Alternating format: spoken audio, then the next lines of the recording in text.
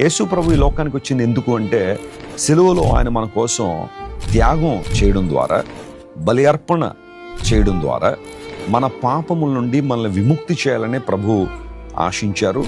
అంత మాత్రం కాకుండా తన ప్రాణాన్ని అర్పించారు.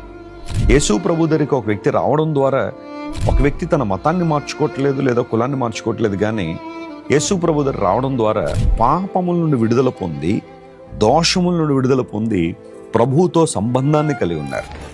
ఆ కారణాన్ని బట్టే నేను ప్రతి చోట చెబుతూ ఉంటాను, Christianity is not at all a religion, but it's a relationship with God.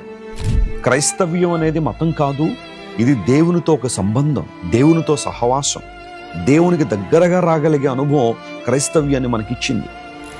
లోకంలో అనేక మంది పడి చెడి తిరుగుతున్న ఈ ప్రపంచంలో దేవునికి మనం దగ్గరగా రాగలమా అంటే ఎస్. నీ పాపాన్ని నువ్వు విడిచిపెట్టగలిగితే, నీ దోషాన్ని నువ్వు విడిచిపెట్టగలిగితే, క్రీస్తు రక్తము ద్వారా నిన్ను నువ్వు పవిత్రపరచుకోగలిగితే నువ్వు దేవునితో సంబంధం కలిగి ఉండగలవు, ఆయనతో సహవాసం చేయగలవు. దేవుని మనిషిని కలుగు చేయడంలో ఆయన యోచన ఇదే, నీతో నాతో సంబంధాన్ని కలిగి ఉండాలనే ప్రభు ఆశించారు.